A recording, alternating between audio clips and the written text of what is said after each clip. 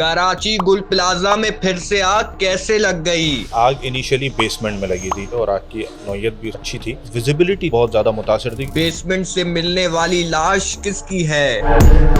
जी देखें, ये ईद का दूसरा दिन था जब हमारी रेस्क्यू 1112 की सारी टीमें अपनी खिदमत सर अंजाम दे रही थी। तो नॉर्मल ड्यूटी थी हमारी 5 बजे के करीब दूसरे दिन शाम में हमारे सेंट्रल कमांड एंड कंट्रोल में इत्तला आती है कि पहली इत्तला यही थी कि गुल प्लाजा की इमारत से धुआं उठ रहा है और वो बाहर की तरफ आ रहा है, जिसमें हमने इमीडिएटली अपनी टीम मूव कराई है। पहली टीम वहाँ जाती है तो वो देखते हैं कि धुआं ही नहीं बल्कि आग है और आग की नौयत भी उस वक्त अच्छी थी। ये आग इनिशियली बेसमेंट में लगी थी और बेसमेंट की आग के लिए अमूमन चाहे गुल प्लाजा की इमारत हो या और कोई भी बेसमेंट की आग है, उसमें हमें सबसे बड़ा चैलेंज आता है कि हमारे पास एंट्री रूट्स नहीं होते, हमारे पास वेंटिलेशंस नहीं होती, क्योंकि जब तक वेंटिलेशन नहीं होगी तो स्मोक एक ही एरिया में कंटेंड होता रहेगा, हीट ट्रैप्ड होती रहेगी, वो टेम्परेचर के बढ़ने का भी सबब बनेगा और इवन वो पूरे कमरे को अपनी लपेट में या पूरे कंपाउंड को अपने लपेट में ले लेता है। यही सिचुएशन वहाँ भी थी। और जब हमने नौयत देखी है हादसे की तो फिर हमने मज़ीद फायर की गाड़ियाँ वहाँ पे रवाना की, जिन्होंने फायर फाइटिंग का अमल स्टार्ट किया।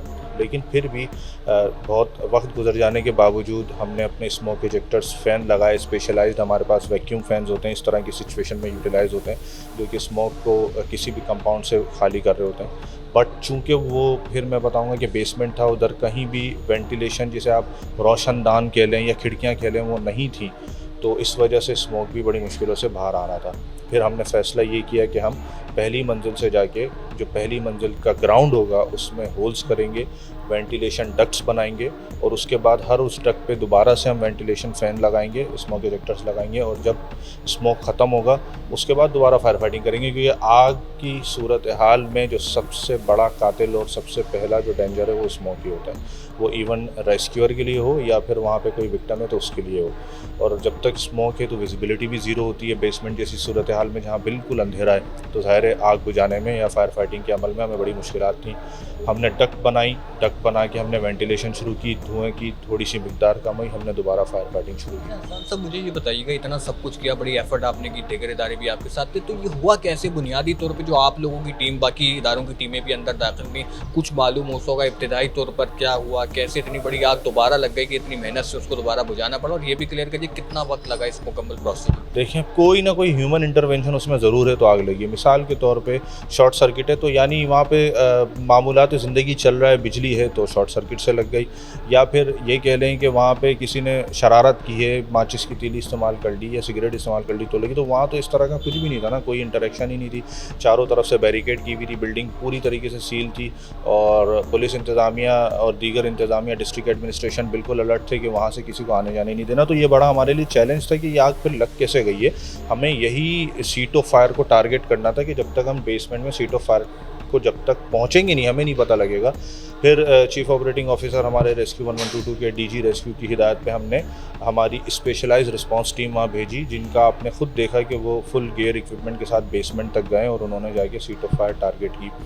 फिर हमें वहाँ से एक बंदा मिला, बहुत ही तशवीशनाक हालत में मिला, ड्यूरिंग फायर फाइटिंग के ऑपरेशन में ही हमने उसे निकाला, रेस्क्यू 1122 की एम्बुलेंस में वो अस्पताल मुंतकिल किया, लेकिन वो फिर ज़ख्मों की ताब ना लाते हुए इंतकाल कर गया। इस बंदे की कुछ शनाख्त हुई है? क्योंकि काफ़ी सारी चहमागोइयाँ जारी हैं, सोशल मीडिया पर भी वायरल हैं कि ये जो नशा के आदी अफराद हैं वो भी इमारत में दाखिल हो रहे हैं, और बाकायदा पुलिस ने भी एक रिपोर्ट जारी की, जो एसएसपी सिटी है उन्होंने भी इसकी तस्दीक की कि हमने कई ऐसे लोगों को गिरफ्तार किया जो कि नशा आवर अफराद हैं और वहाँ पर जाके इस तरह की गैर कानूनी सरगर्मियों में इन्वॉल्व हैं। तो इसका बताएं, ऐसा कुछ सामने आया, ऐसा जो उसकी शनाख्त? बिल्कुल, मैं वही बात आपसे करने वाला था कि जब हमने उसको वो बंदे की शनाख्त तो ताहाल किसी कागज़ी उससे तो हम नहीं कर सके क्योंकि उसके पास कोई ऐसा दस्तावेज़ मौजूद नहीं था।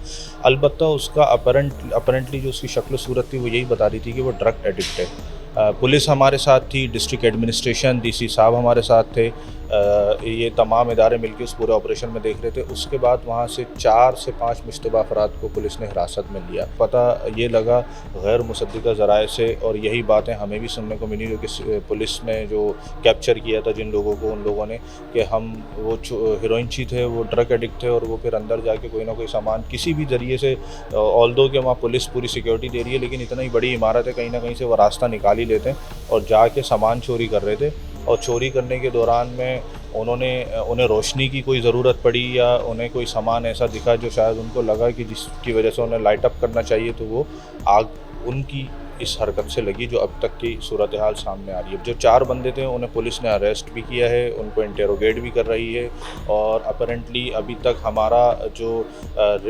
एनालिसिस है वो यही है कि ये उन्हीं की शरारत है या ड्रग एडिक्ट्स हैं जिनकी वजह से दोबारा आग ये लगी। कौन से मकाम पर लगी थी गुल प्लाजा की? ये बेसमेंट में लगी थी। कितनी मुश्किलात रही हैं दोबारा ऑपरेशन में गुल प्लाजा?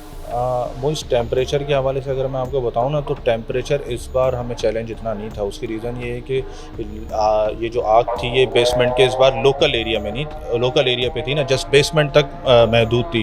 तो टेम्परेचर भी अगर बढ़ा तो वो सिर्फ हमें बेसमेंट के ही अंदर बढ़ा हुआ मिला। अलबत्ता जो विजिबिलिटी थी इस बार वो बहुत ज़्यादा मुतासर थी, क्योंकि ऑलरेडी आग लग चुकी है उस एरिया में, और अगर आग ने उस स्पेसिफिक बेसमेंट को मुतासर नहीं भी किया तो स्मोक ने वो पूरा एरिया काला कर दिया। तो वैसे ही अब किसी आप जलीशुदा इमारत में जाएंगे ना, तो वहाँ आपका जो बोलते हैं विज़न है वो बिल्कुल ही डाइल्यूट हो चुका होता है। अब ऐसी सिचुएशन में जब वो विज़न डाइल्यूट हो गया प्लस उसमें स्मोक भी बहुत है, तो ज़ाहिर है रेस्क्यू वर्कर को देखने में या विजिबल होने में बहुत ज़्यादा मुश्किल आती। बट टेम्परेचर कदरे हमें इस बार इतना चैलेंज नहीं मिला, क्योंकि वो लोकल फायर थी तो हमने उसको बुझा दिया था।